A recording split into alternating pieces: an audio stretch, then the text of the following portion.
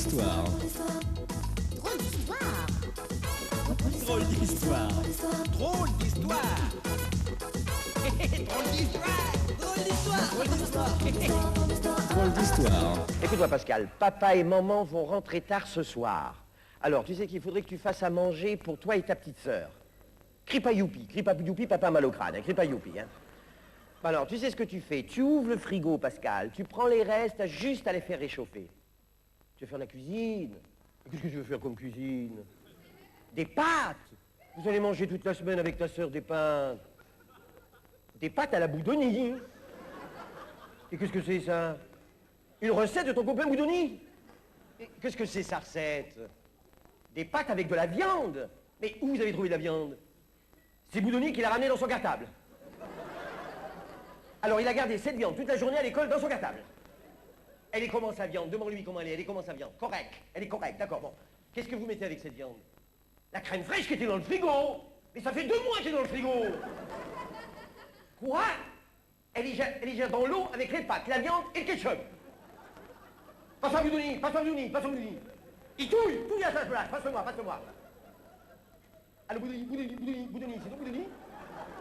Tu t'appelles comment? Emilio. T'es pas un méchant garçon, toi, Emilio. Bon, alors, parle-moi de tes pâtes. Regarde dans la casserole. Qu'est-ce que tu vois dans la casserole? Des pâtes roses, c'est normal, c'est le ketchup. Avec de la viande noire, je veux bien. Dans de l'eau qui est jaune, pourquoi elle est jaune, l'eau? T'as mis du safran, d'accord, t'as mis du safran. Tu mets plus rien, maintenant. Du curry, pas trop de curry, quand même. Allô, qu'est-ce qui est mou? J'entends c'est mou, là, qu'est-ce qui est mou? Le chocolat! Pourquoi vous mettez du chocolat dans les pâtes maintenant? Ah non, c'est le dessert, c'est à part. Bon. Non mais qu'est-ce qui est mou? J'entends c'est mou. Qu'est-ce qui est mou? La casserole est molle. Mais où vous l'avez trouvée cette casserole? Sous l'évier. Mais sous l'évier, c'est tous les récipients qui sont en plastique. Alors forcément, si vous la mettez sous le feu, elle fond la casserole. Passe-moi Pascal. Il ramasse le chocolat et le plastique fondu avec les mains, d'accord. Pascal, ne t'affole pas. Prends une fourchette, plonge-la au hasard dans les pâtes et tire une pâte. Tire! Ça fait un bloc. Tire une pâte, t'as une pâte là, tu l'as la pâte, t'as une pâte là. Bon, alors goûte-la. Non, fais-la goûter à Boudoni.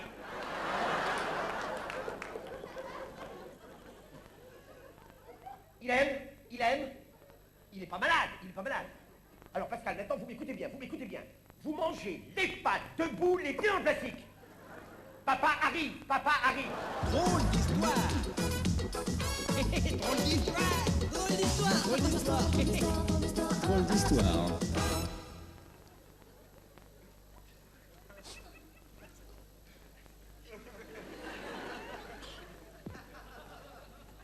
Cher Francis. Chère Françoise. Vous m'avez aidé au chauffage universel. Je tiens à vous dire merci. Merci. D'autant plus que je ne penserais pas que c'était vous qui m'avez choisi, vous. Votre choix me va droit au cœur.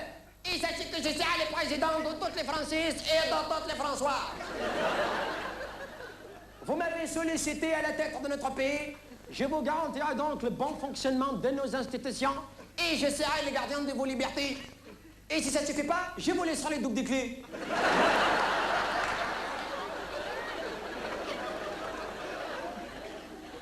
Certes, en somme, j'en conviens, nous traversons des moments difficiles. Très difficiles.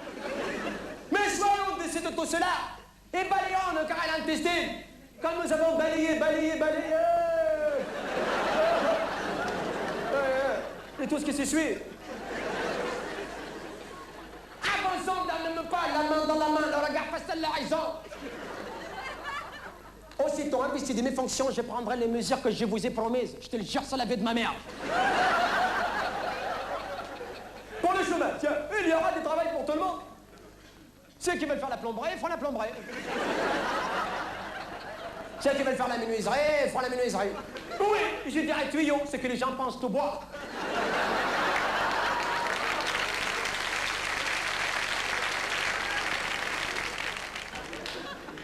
Je voudrais vous annoncer une première mesure que mon gouvernement et moi-même avons prise d'un commun accord, et tout le monde a été d'accord à l'unanimité, même moi.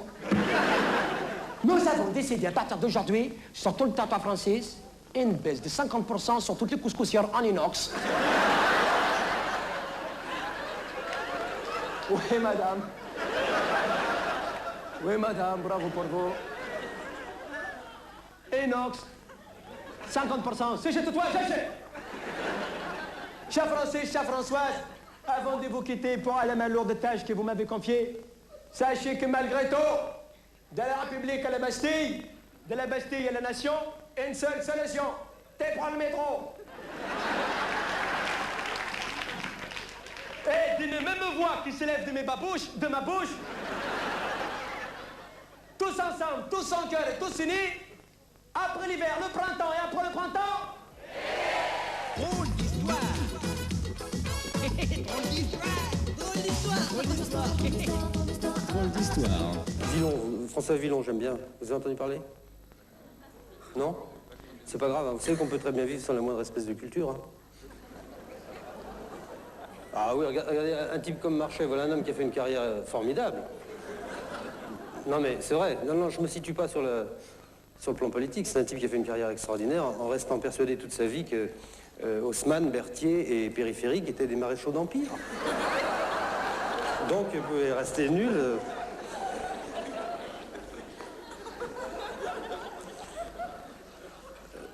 Vous voulez le bestiaire de François Villon? Oui, bon, je fais... bestiaire. C'est en vieux français. Onque ne vit biche au bois, onque n'eut faucon dessus mon poignet droit, onque ne vit du singe le gentil minois, onque.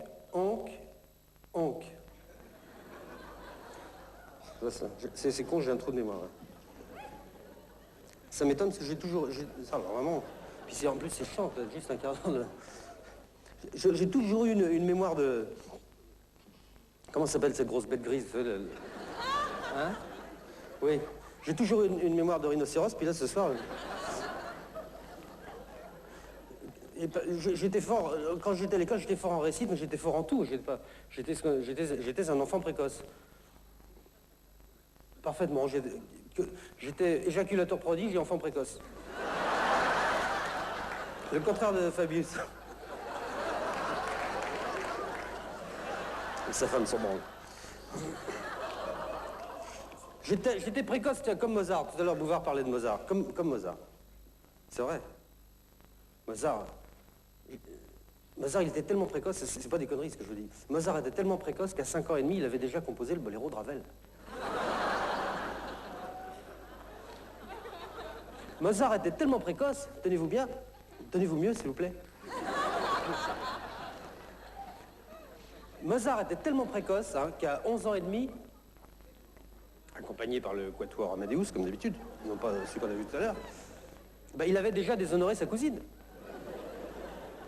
La petite Köchel 506. Et Mozart était tellement précoce hein, qu'à 34 ans et demi, à peine, hein, il était déjà mort, ce con.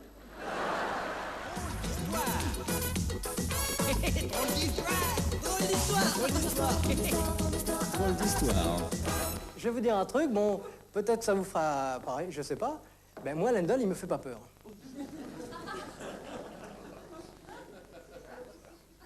Ben non, des fois, il y a des jeux plus ou moins complémentaires. Moi, il me fait pas peur. Avec le jeu que j'ai, il me fait pas peur. C'est tout. De toute façon, moi, je sais, j'ai mon problème, de toute façon, tous mes entraîneurs me l'ont dit, c'est que je manque d'agressivité sur un terrain. Pour ça, je sais que c'est mon problème. Hein. Je suis pas assez agressif, quoi, si vous voulez. Moi, j'aurais été meilleur peut-être il y a 20 ans dans ce sport. Parce que bon, si vous voulez, avant, c'était plus simple dans la mesure où, pour gagner, bon, il fallait être bien préparé, hein, bon, ça, et puis il fallait vouloir gagner. C'est surtout ça la grosse différence. Parce que maintenant, ça suffit plus. Hein. Bon, on est tous bien préparés. Hein.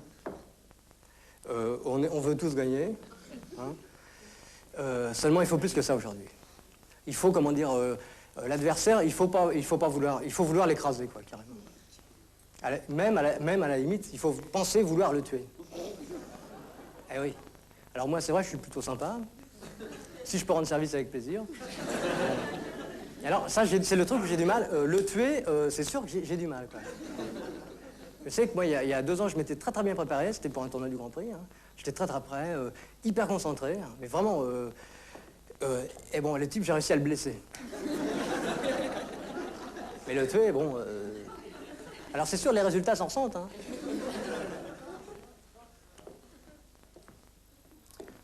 Parce qu'en plus, on nous reproche de gagner beaucoup d'argent. Bon, déjà pour gagner de l'argent, il faut quand même gagner des matchs. Hein.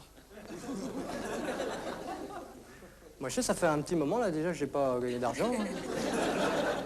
L'argent, en plus, les gens, ils pensent pas que nous, à 32 ans, on est à la retraite. Hein. Ah oui, c'est pas drôle, ça. On est à la retraite, et toute la porte se ferme. Hein. On veut plus de nous nulle part, c'est terminé. Hein. Alors, qu'est-ce qu'on va faire? Dans le meilleur des cas, on se retrouve avec, quoi, 2-3 milliards. Et puis, plus personne ne veut plus de nous nulle part. Alors, toutes les portes sont fermées, qu'est-ce qu'on fait? Nous, on va pas rester là. Bon, alors, on voyage. On fait les Canaries, bon, c'est à côté, Cap-Vert, bon, Brésil. Mais ça, c'est vrai que l'argent, on n'y pense pas. Hein. Non, pour nous, c'est un jeu. Il faut que ça reste un jeu. Bon, c'est vrai, si on commence à penser à l'argent, alors là, hein, c'est...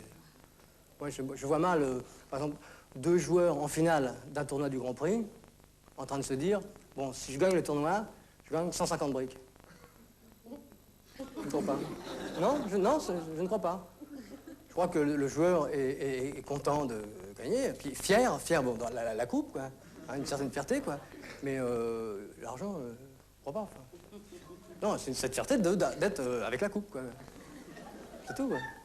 Puis bon, aussi, il faut un peu penser quand même à tuer l'adversaire, parce que sinon, bah, les 150 briques, il les prend pas. Hein. Ah oui. Mais c'est vrai que moi, Lendl, il me fait pas peur.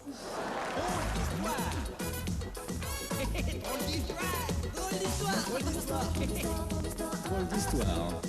Mais qu'est-ce que j'ai fait pour avoir un fils pareil? Dis donc, t'as vu ta tenue? Tu t'es regardé dans la glace, t'as vu ta tenue?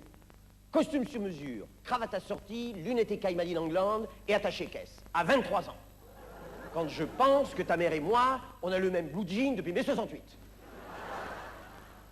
Et t'es pas gêné de rentrer dans ma chambre dans cette tenue pendant que je suis en train de fumer un petit joint avec mes copains autonomes. Tu te sens pas déplacé avec ton air de sortir du salon du prêt-à-porter au milieu de mes copains qui planent.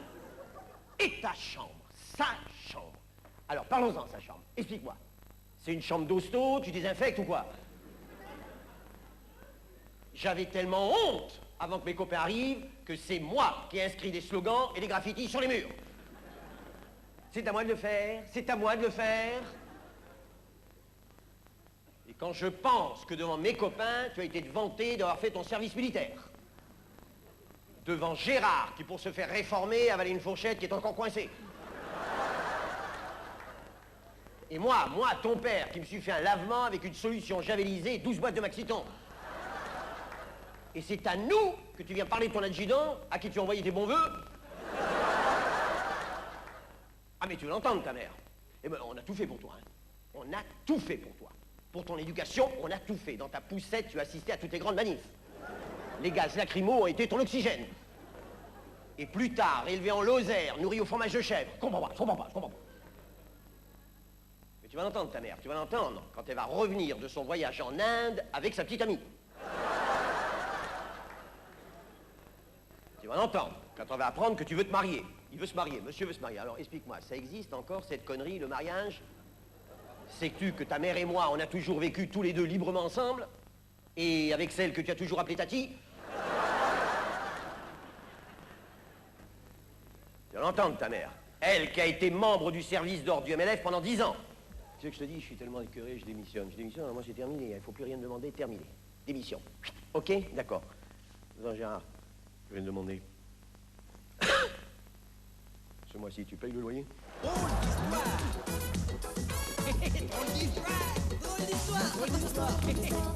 Drôle d'histoire.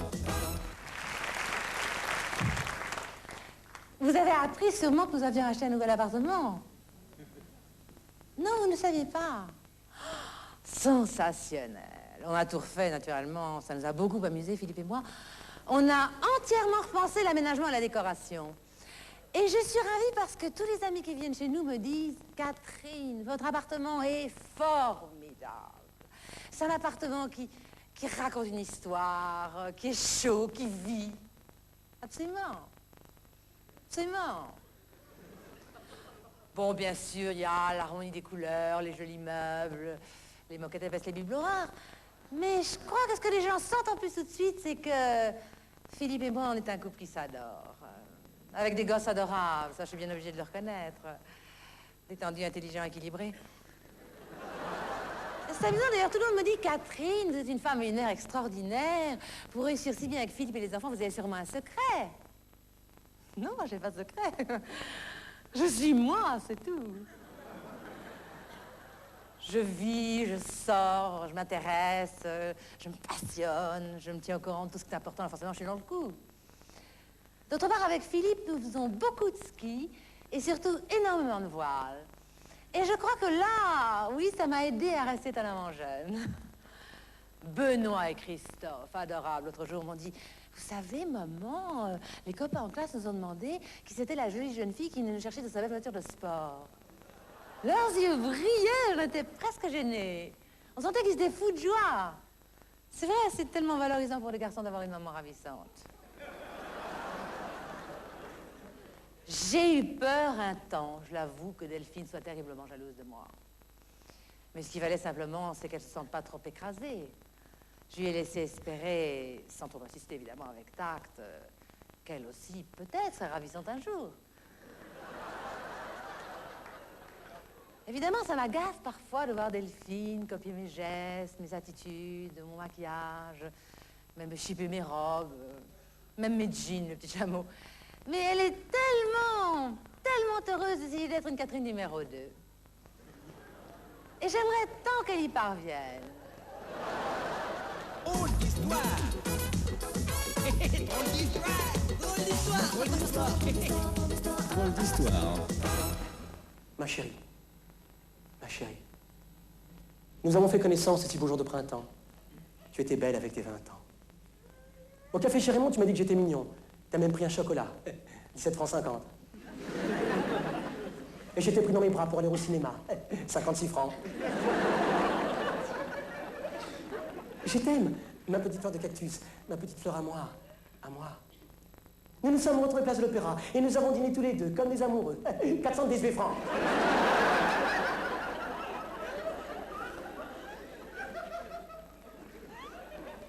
On a bien mangé. Mais je t'aime, ma petite fleur de cactus. Tu m'as regardé, tu m'as dit, je veux vivre avec toi. Et nous sommes allés chez moi en taxi, 86 francs ma chérie. Mais non, ne parle pas, ça n'a pas d'importance, je t'aime,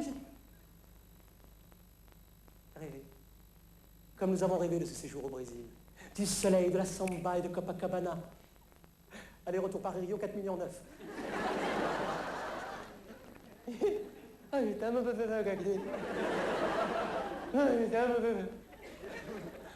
Pour ne pas prendre le métro, tu m'as demandé une petite auto. Une Renault 5 et 7,3 millions. Plus un autoradio pour écouter les informations pendant la circulation. Et 916 francs 80. Ça va fort.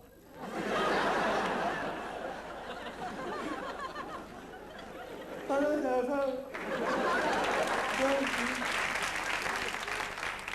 Ça va, j'ai les bulles, c'est bon. 2 ans déjà, 2 ans. Et nous sommes là dans cet appartement acheté place de Valois.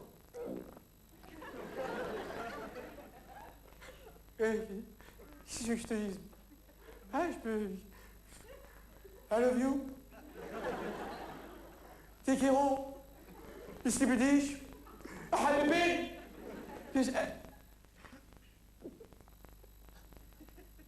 Maintenant, je fous le camp à l'hôpital. Car je suis un peu malade. Oh, ne te fais pas de moi. Pars à Saint-Jean-de-Mont avec ton ami. Léon. Edmond. Et si tu as besoin de quoi que ce soit, n'hésite pas, demande-le-moi, regarde. Regarde.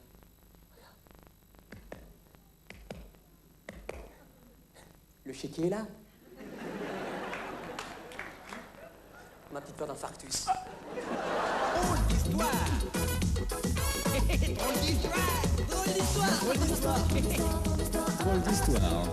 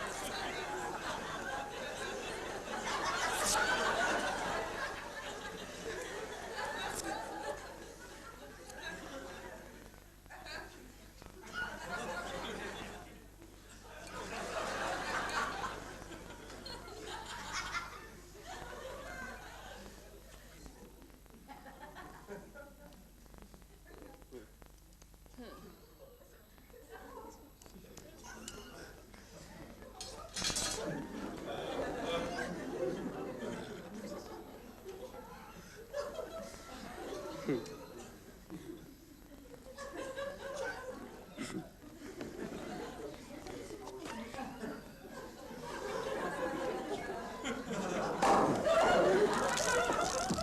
va?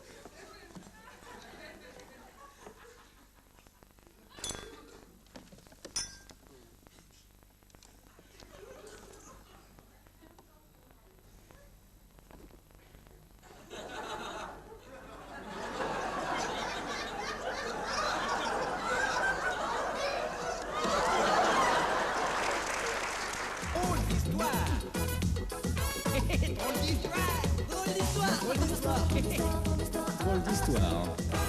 Cher monsieur, bonjour. Je tiens à vous signaler l'accident qui m'est survenu il y a quelques jours. J'étais chez un ami à moi à la campagne, et l'orage a éclaté pendant le week-end, et la foudre est tombée sur le toit de la maison. Ça a fait un trou dans le toit. Du coup, toutes les tuiles, elles ont été abîmées. Et mon copain, lui, il travaillait le lendemain. Alors, il me dit, dis donc, ça te dérange pas de réparer le toit? Moi, je dis non, si ça peut rendre service, bien sûr. Alors, lui, il va à son travail, moi, je monte sur le toit, je prends une caisse et je mets toutes les tuiles qui sont cassées à l'intérieur de la caisse. Hein. Et obligatoirement, à force de faire ça, à un moment, la caisse, elle était pleine. Hein. Et alors, à ce moment-là, donc, je prends la caisse comme ça, c'était très très lourd. Et j'emmène la caisse au bord du toit pour la descendre par l'échelle. C'était pas pratique. Et là, en regardant mieux, qu'est-ce que je découvre? Je découvre une poutre avec une poulie au bout. Ben, je me dis, tiens, je vais me servir de mon intelligence. Alors, je descends. Je vais chercher de la ficelle, je reviens et j'attache très très fort la caisse avec la ficelle. Hein. Très fort. Hein. C'est un détail mais c'est vachement important. Ensuite je fais passer la ficelle le long de la poutre et je le mets dans le trou de la poulie comme ça. Alors le bout de la ficelle il pend. Hein. Alors là, moi, je descends, j'attrape la ficelle en bas et j'attache très fort au pied d'un arbre. Hein. Très, très fort, important ça aussi. Je remonte sur le toit, je prends la caisse et je mets la caisse dans le vide. Et là, la caisse, elle tombe pas bien sûr. Mais non, puisqu'elle était attachée à la ficelle, qui elle-même la retenait en bas très très fort. Je vous avais dit de faire attention. Ensuite, je descends et je détache la ficelle du pied de l'arbre afin de faire descendre la caisse tout doucement. Mais la caisse était beaucoup plus lourde que moi. Alors la caisse, elle descend, mais très très vite. Et du coup, moi, je suis entraîné à l'autre bout et je fais contrepoids comme ça. Mais à un moment, on s'est croisés avec On s'est croisés de là à là. Ça m'a tout arraché. C'est horrible ce que ça m'a fait mal. Une douleur abominable. Mais c'est pas fini. Parce que la caisse, elle continue à descendre très vite. Mais moi, je continue à monter très très vite. Mais pas très longtemps, là. Ah non. Parce qu'il y a ma tête qui a rencontré la poutre. Eh ben, ça m'a arrêté net. J'ai entendu boum. Et puis plus rien. Mais je suis même pas redescendu parce que mes doigts étaient coincés dans la boulie. Alors moi j'ai été accroché là-haut. Mais pendant ce temps-là, la caisse, elle continue à descendre très vite et elle tombe par terre. Boum! Sous l'effet du choc, le fond de la caisse, il est arraché et toutes les tuiles, elles sont éjectées. Et la caisse, elle était vide. Donc beaucoup plus légère que moi. Alors moi, je décoince et je redescends. Et la caisse, elle remonte, bien sûr. On s'est croisés une deuxième fois. J'étais là comme ça, hein. J'ai même pas eu le temps de la voir arriver. Oh, oh là, ça m'a tout arraché là. C'est horrible ce que ça m'a fait mal. Mais c'est pas fini. Parce que la caisse, elle continue à remonter très très vite. Mais moi, je continue à redescendre très vite. Et je tombe par terre. Bon, oh! Je tombe sur tous les petits morceaux de tuiles cassées. Qui me rendent partout dans l'endroit très sensible qu'on a. Et là, la douleur m'a fait tellement mal. J'ai manqué de présence d'esprit. J'ai lâché la ficelle. Et la caisse, elle redescend, bien sûr. Moi, j'étais là comme ça, hein. J'ai même pas eu le temps de remettre mes mains pour me protéger. La caisse est arrivée à toute vitesse comme ça, là, et bam! Et le plus grave de cette histoire, c'est que c'est même pas là qu'il m'est arrivé ça. Alors, ça, c'est encore une autre histoire. On va...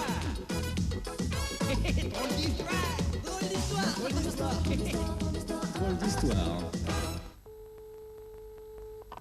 Allô, ici SOS Détresse. Je vous en prie, ne raccrochez pas. C'est très important. Il faut que vous parliez.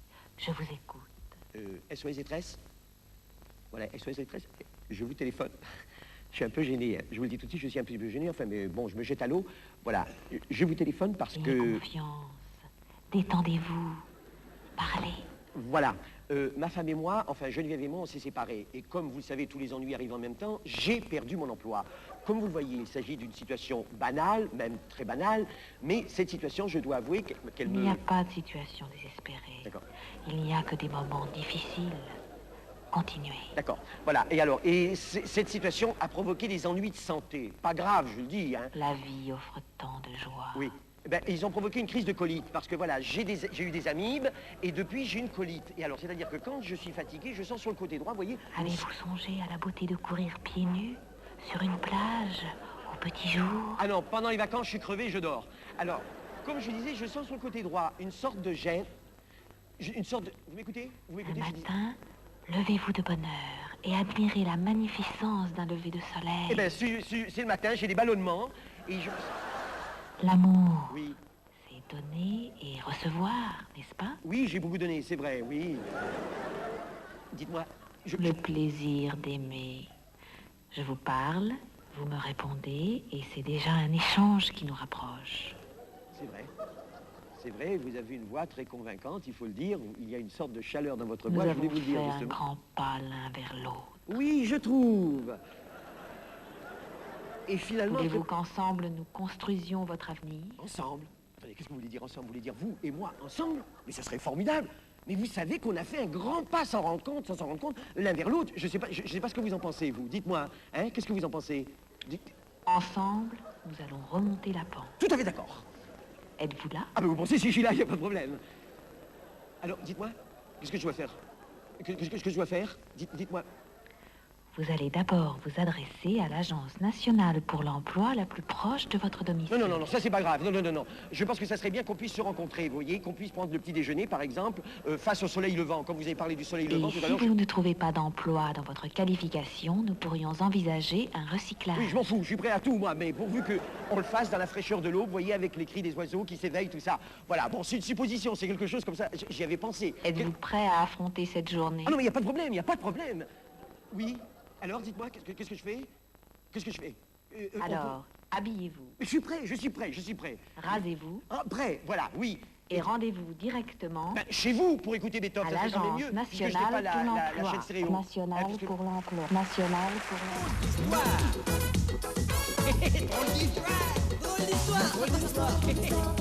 Drôle d'histoire. Mozart dans Guitry a dit de très belles choses. Il a dit, je ne sais plus qui a dit à propos de Mozart, Mozart n'est pas né, il est venu au monde. C'est joli, hein. Ça, je ne sais pas très bien si Lucien Guitry ou Sacha Distel qui a dit ça, je sais. Je sais que c'est un coureur cycliste, mais je ne saurais pas vous dire le terme. Mais ce que je préfère dans Mozart, c'est pas le boléro de Ravel. Bon alors, il ne va pas déconner. Puis d'abord, le boléro de Ravel, c'est pas de Mozart. C'est de Lelouch. Hein? Non, moi, ce que je préfère de très loin dans le Requiem de Mozart, dans le boléro de Mozart, c'est le Requiem de Fauré.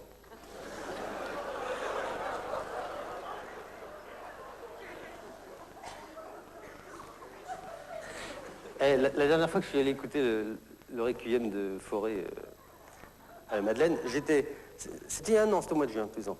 J'étais assis dans le chœur de l'église, tout à fait par hasard, hein, je n'avais pas voulu. J'étais assis à côté de... Merde, j'ai encore un trou, là. Non, c'est une chanteuse arabe, là. Hein? Non, aidez-moi un peu, là. Non, arabe, une chanteuse arabe, la seule chanteuse arabe qu'on ait... Non, pas Dalida, une fille, je vous dis. Non, ça va venir. J'ai des trous, c'est la soirée des trous. Isabelle Hadjani.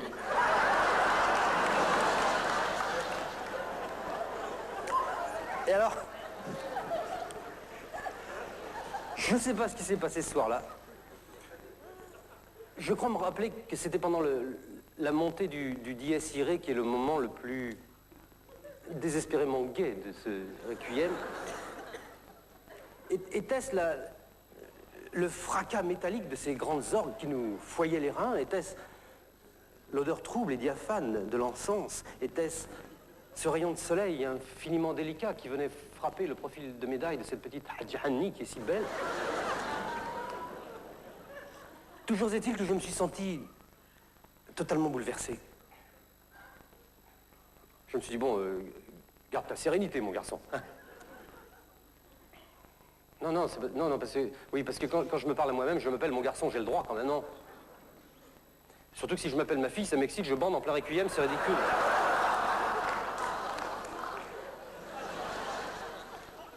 Bon, enfin, tout ça, c'est pour vous dire que Hadjani et moi-même étions très émus par cette musique, au point que, quand les grandes orgues se sont tues, nous sommes dirigés ensemble vers l'hôtel.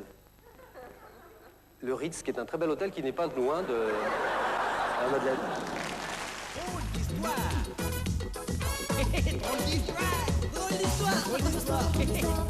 Drôle d'histoire. Alors bon, moi je le dis, la chanson française, c'est quand même pas si mal que ça. Je le dis quand même, hein. Grâce à qui? Bon, aux chanteurs, bien sûr, hein. Mais aussi, il faut voir aussi les maisons de disques. Eh oui, parce qu'on a tendance, bon, tout ce qui est devant, c'est du vrai, bon, hein. Mais derrière, qu'est-ce qui creuse, qui travaille comme des... C'est les maisons de disques. Et les types, j'aimerais pas être en place, hein. Enfin, un boulot, c'est terrible, hein. C'est terrible, hein, les agents artistiques, directeurs artistiques, c'est terrible. Parce que bon, les gars, ils sont tous les jours 100 cassettes sur leur bureau, hein, minimum, hein. 100 cassettes, hein, à écouter. Bon, si un jour ils sont absents, le lendemain, c'est 200. Hein. Eh oui, non, mais ils deviennent fous, les gars. Oh, oh, oh, oh. C'est que, il y a qu'à faire, je sais pas, bon, 100 cassettes par, mettons, 4 minutes, ça fait plus de 6 heures d'écoute. Bon, alors, hein. Bon, bah, résultat, les types, ils sont obligés de se droguer. Mais non, mais faut voir le boulot qu'ils s'abattent là-dedans, les gars. Ils sont... parce que bon, ils arrivent au bureau à 11h, hein, à peu près. Ben non, mais vous rendez pas le boulot qu'ils abattent, les gars. Bon, ils arrivent à 11h, bon, ils bossent 2 grosses heures le matin. Ils ont deux grosses... Bon, et après, bon, qu'est-ce qu'ils font? Bon, bah, ils vont bouffer. C'est pas des bêtes, bon, ils vont bouffer, et c'est pas des repas, hein, c'est pas agréable, hein, c'est des repas, des fois, qui durent assez longtemps. Hein. Bah oui. Non, parce que c'est souvent des repas d'affaires, bon, ils vont signer des chanteurs. Ils vont voir, bon, puis ils les signent, les chanteurs. Ici, ils les signent eux-mêmes, sinon personne ne le fait, bon. Donc, il dit, bon, moi je suis là, je vais quand même en signer un ou deux. Bon, ils le signent, bon, ça prend du temps. Résultat, bon, ils se retrouvent à 4 heures au bureau. Bon, 4 heures, il reste quoi encore? Il reste 4 heures d'écoute. Bon, 4 heures et 4, ça fait 8 heures. Bon, manque de peau, à 6 heures, ils ont terminé de bosser. Bon, qu'est-ce qu'ils font? Ils se droguent. Bah oui. Non, mais ils se droguent pas pour leur plaisir, hein. Bah, ils se droguent pour le boulot, c'est tout. C'est des trucs, ils prennent, ils ont c'est des petits paquets blancs, comme des enveloppes, quoi, mais tout plus petites. Et dedans, bon, c'est comme de la farine, quoi. C'est un truc comme ça. Alors, ils ont des pailles, et ils se bourrent le pif de trucs, quoi. Et après, ils sont chargés, hein. Ça les speed. C'est de la cocaïne, hein, c'est pas de... Hein. Donc, ils sont vraiment, ils sont comme ça. Qu'est-ce qu'ils font? Ils sont pas cons. Ils mettent les cassettes en accéléré. Et voilà, c'est tout. Comme ça, à 7 heures, ils sont chez eux. Alors bon, à 7 heures, ils sont chez eux, bon, d'accord. Mais à quel prix? Non, c'est vrai. Alors bon, moi maintenant, si on me demande, bon, est-ce que la chanson française se porte bien? Bon, ben moi, je serais tenté de dire oui. C'est vrai, oui, la chanson. La chanson, oui. Bon, maintenant, c'est vrai, je suis un petit peu inquiet pour le personnel.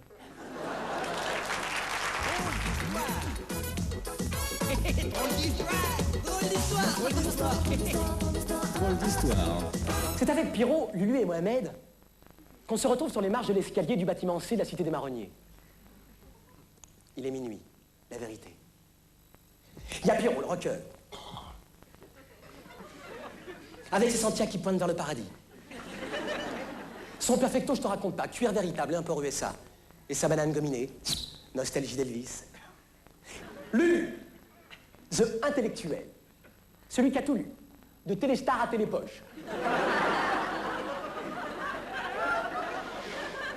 The big lunette qu'on l'appelle, triple foyer. À cet œil à 3, et l'autre il a moins 7 ans. Tu vois le genre? Il louche. C'est à force de regarder Canal+. Sans déconneur. Hé, il va arrêter ses études pour faire du maquettisme. Pour faire du maquettisme. Oh, il paraît que ses parents lui ont rajouté de plus gros verres à ses lunettes. Il dit que maintenant, quand il regarde un match à la télé, il est sur le terrain. Ah, ma parole. Et puis, il y a un moment, Mohamed, la merguez ambulante, le Belmondo du désert, celui qui parle avec les mains, comme on parle avec les mots. Momo. Père algérien, mère bretonne. 50-50. Couscous se piqué, quoi.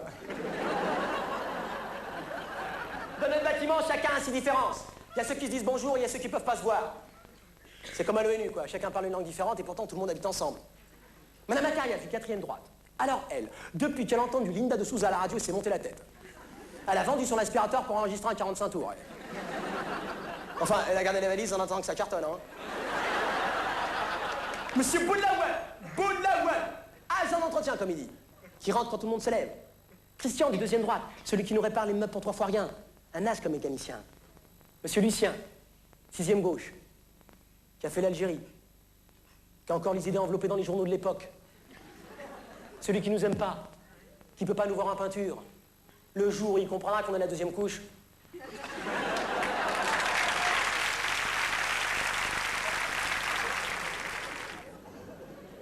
Et c'est avec Pierrot, Lulu et Mohamed qu'on se retrouve dans l'ascenseur du bâtiment C de la Cité des Marronniers. Oh, on n'a pas vu le temps passer, on se quitte à l'étage. Ciao mec, bye, à la prochaine. En fait, faut que je vous dise, ce soir moi je pourrais pas venir parce que je vais me faire une toile avec Albert.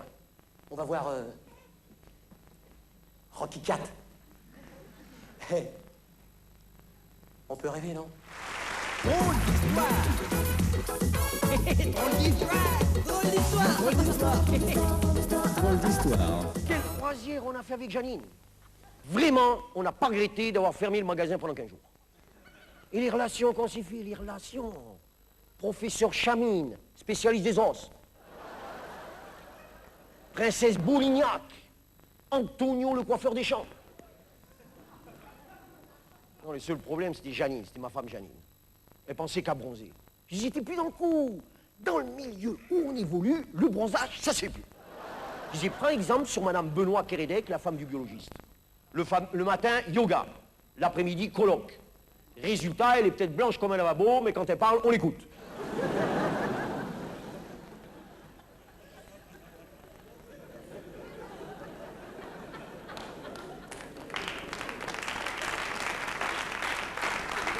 Remarquez, je vais vous dire une chose, hein. Janine, je préférais qu'elle parle pas. Hein.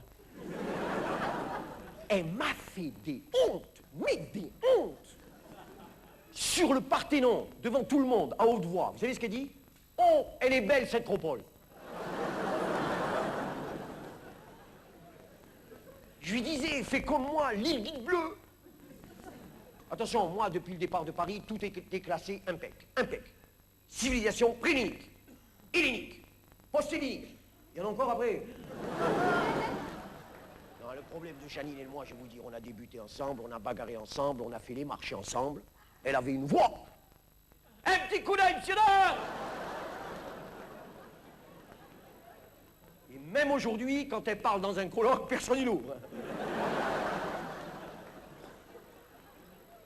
Je vais vous dire le problème de Janine, je vais vous dire le problème de Janine. Janine, elle n'a pas évolué, elle n'a pas évolué. Moi, j'ai grimpé, elle n'a pas su.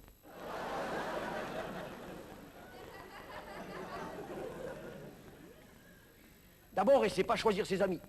Moi, j'aime mieux vous dire que les copains du sentier, les copains de la fringue, je les fuyais comme la peste. Parce qu'ils sont voyants. Hein. Rien que l'accent.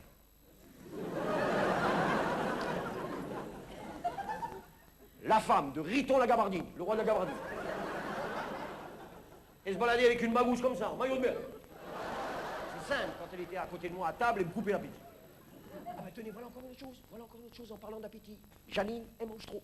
Elle mange trop. Dans le milieu où on évolue, les gens, ils mangent pas. Ça les intéresse pas. Madame Benoît Kérédec, la kémia, rien du tout. Je disais à Janine, finis pas ton assiette, c'est vulgaire de saucer. Et quand t'as un plat qui te plaît, dis pas toujours c'est extra. T'es plus à la boucherie de ton père.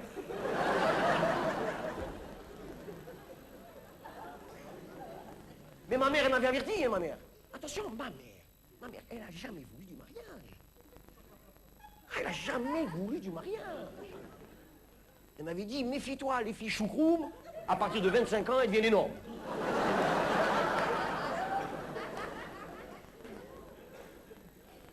Et alors, c'est surtout quand elle a le cafard, hein. Quand elle a le cafard, là, les loukoums, ça y va, hein. Quand elle a appris ma liaison avec Gloria, elle était tellement énorme, je n'osais même plus la mettre au magasin. Gloria. Gloria, c'est autre chose. Gloria. C'est la classe, hein, la classe. Elle parle 3 langues. Je suis tout pour elle. L'amant, l'époux, le frère, le beau-frère, le beau-père. Elle voudrait que je refasse ma vie avec elle. Et moi, je suis sentimental. C'est vrai, je suis sentimental. Je Des fois, je suis prêt à me laisser tenter. C'est vrai, non. Mais je dis, si je pars avec elle, qui c'est qui va faire la comptabilité du magasin? Drôle d'histoire. Drôle d'histoire. Drôle d'histoire. Drôle d'histoire. Drôle d'histoire.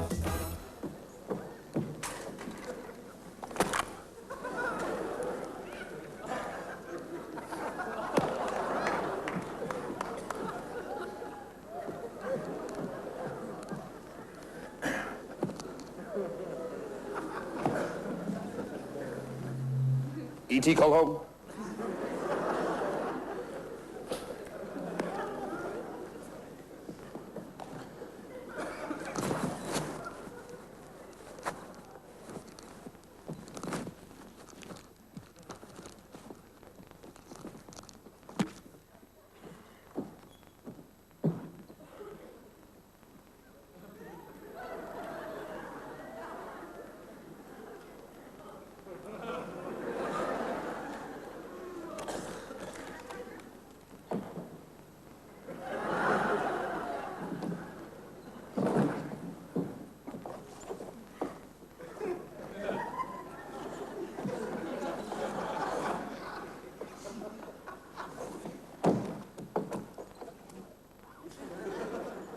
Okay, go.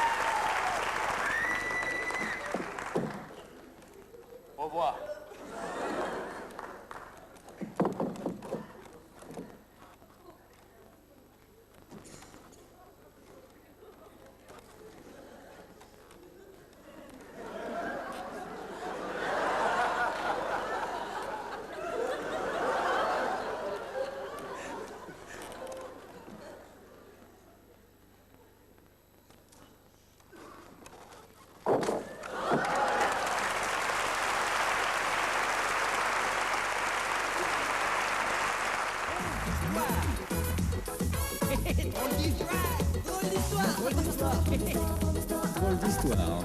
Ah, je vais te dire, moi je vais à l'école. Hein.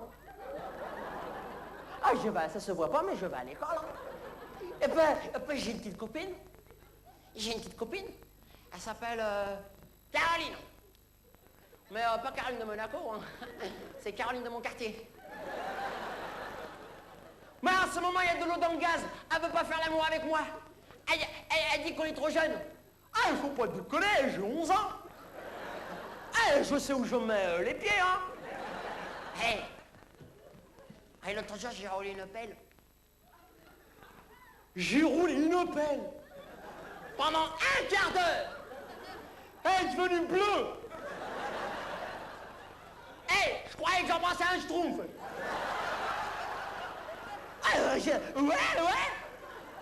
Parce que moi, je vais à l'école et tout, hein. Dans ma classe, on est 22. Ouais. Alors, je veux une conseillère pédagogique. Pas un conseiller, une conseillère pédagogique. C'est une dame, environ très âgée. Genre, la mienne, elle avait une tête en arrêt des médicaments. Et alors, tu causes avec elle. Alors, elle te pose des questions. Et toi, tu fais des réponses. Après, on fait des croix dans des cases. Elle additionne les croix, elle soutient les cases, et elle dit quel métier il faut que tu fasses. Ouais. Genre, tu vas être pilote de ligne, ben, elle te met manutentionnaire à Roissy.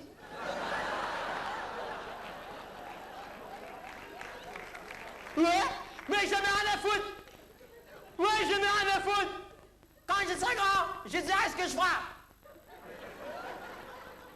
Quand je serai grand, je serai ascédique.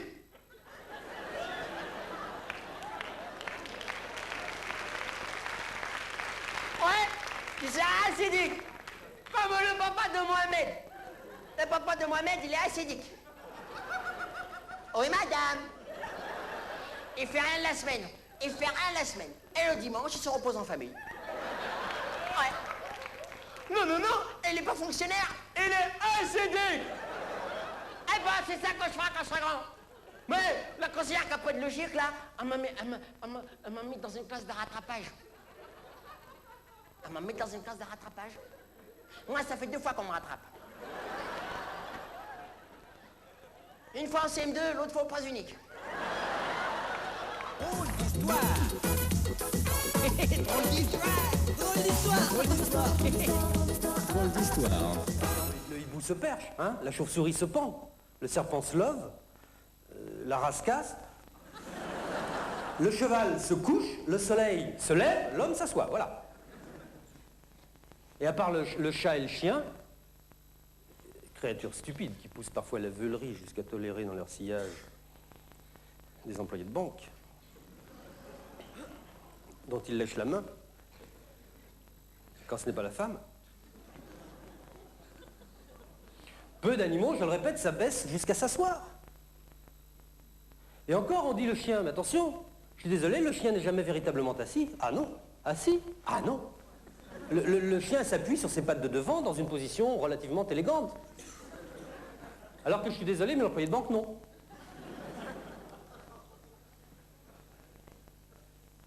Tenez, le professeur Konrad Lorenz. Non, vous pouvez dormir. Le professeur Konrad Lorenz, humaniste scientifique et grand ami des bêtes, qui a partagé son existence entre l'étude du comportement sociologique animal et les cuites à la Canterbrau. Eh bien, le professeur Lorenz l'a démontré lui-même dans son laboratoire bavarois, ce que je suis en train de vous dire. Non, mais c'est vrai, riez pas sottement, c'est vrai. D'ailleurs, au lieu de ricaner bêtement, feriez mieux de refaire l'expérience chez vous, c'est très simple, hein. Il suffit d'avoir sous la main un épagneul breton et un employé de banque. Voilà. Tenez, je vous fais brièvement le schéma de cette expérience. Voilà. Si nous asseyons donc côte à côte, hein, pour bien voir, si nous asseyons côte à côte un employé de banque que nous appellerons A et un épagneul breton que nous appellerons Catherine. En hommage à Catherine de Médicis, qui était pas mal poilue, elle aussi. Et si nous disons haut les mains, qu'est-ce qui se passe? Eh bien, si nous disons haut les mains, seul l'épagnol breton se casse la gueule. L'employé de banque, pour sa part, reste assis dans cette posture niaise qui est présentement la vôtre. Et cela jusqu'à ce que l'agresseur se tire avec la caisse. Ce que je ne vais plus tarder à faire moi-même maintenant. Drôle d'histoire. Mais tu es folle de téléphoner à la maison. Mais je t'ai dit de ne jamais téléphoner chez moi. Mais ma femme est à côté, ma femme est à côté. Non, écoute, c'est beaucoup plus simple pour nous donner rendez-vous. Laisse-moi parler. Donnons-nous rendez-vous chez Marcel. Si Marcel n'est pas là, essaie d'avoir la clé du studio de chez Jacqueline et laisse un message sur paillasson de chez Marcel. De toute façon, téléphone-moi au bureau pour me confirmer. Alors méfie-toi parce que la secrétaire se doute de quelque chose. Alors si tu es libre, dis-lui, le bilan est juste, je comprendrai. Si tu n'es pas libre, dis-lui, le contrôleur est passé. Non mais écoute-moi, je ne veux pas te laisser parler, écoute-moi. Si tu es libre demain, il faut absolument que tu m'aides. Tu vas téléphoner ici à ma femme en te faisant passer pour la secrétaire des poids lourds associés. Et tu vas lui dire que la direction cherche à me joindre pour le briefing de demain soir. Si tu n'es pas libre, il faut absolument que tu me dises quel jour de la semaine prochaine tu seras libre. De façon que j'arrange mes rendez-vous. Bon, voilà, je te signale que jeudi, je passe une visite médicale dans le quartier d'Étoile. Je serai libre jusqu'à 16h. Essaie d'avoir la clé du studio de Jacqueline. Tu n'as pas essayé celle de Marcel et laisse un message au paillasson de Jacqueline. Non, mais attends, laisse-moi parler. Je ne peux pas te laisser parler. Laisse-moi, écoute-moi, j'ai une bonne nouvelle. Je prépare un coup terrible pour le week-end. Voilà. Mais des pièces. Tu as plus de pièces. Je vais aller très vite, voilà.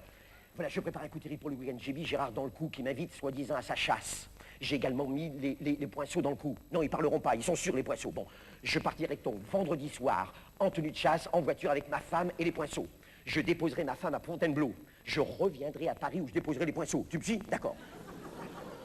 Mais comme je ne peux pas débarquer avenue de Wagram en tenue de chasse avec les chiens, il faut absolument que tu me trouves une pension pour chiens qui me prennent les bêtes pour le week-end. Il faut également que tu me trouves un costume civil et des papiers. Qu'est-ce que je raconte? Je suis fou, là.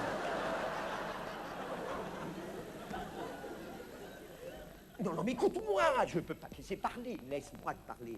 Tu sais que j'ai l'habitude, quand je rate de la chasse, de ramener des produits de la campagne. Il faudrait donc que tu achètes, marque-le, tu vas oublier, 2 douzaines d'œufs avec de la paille, des escargots baveux, d'accord, du thym et du laurier sur pied. Bon, tu m'attendras avec ces provisions au coin de l'avenue de Wagram et de la place de l'Étoile. Tu le vois, le coin de l'avenue? Tu le vois, d'accord, tu m'attendras là entre 18h et 19h. Si je suis en retard, ne t'inquiète pas, c'est que j'ai été pris dans les embouteillages. Par contre, si je ne suis pas là à 21h, ne m'attends plus. Mais non, c'est que j'ai été pris par ma femme. Non, mais ça va marcher. Écoute, ne sois pas pessimiste. Je te dis que ça va marcher. Pour une fois que c'est facile. Non, tu sais ce que tu vas faire. Non, tu sais ce que tu vas faire. Téléphone chez Marcel. Hein? Le téléphone de Marcel, c'est Jacqueline qui te donnera. Le téléphone de Jacqueline, il est sur le dossier de ma chaise, là, dans la poche de ma veste, sur laquelle ma femme est assise dans le jardin. Je vais aller le chercher, hein, Mais non, hein? Quoi? Mais non, j'ai pas changé, j'ai changé. Mais non, j'ai changé parce que ma femme est à côté, c'est tout. Hein? Mais non, j'ai pas changé. Mais non, arrête avec ça, tais-toi. Non, il faut absolument que tu sautes. Tu veux que je te dise une chose? Tu veux que je te le dise? Je sais que tu veux que je te le dise. Eh bien voilà, il faut absolument que tu saches que je... Ah, t'étais là, chérie! Comme Marcel, toujours. Drôle d'histoire. Drôle d'histoire.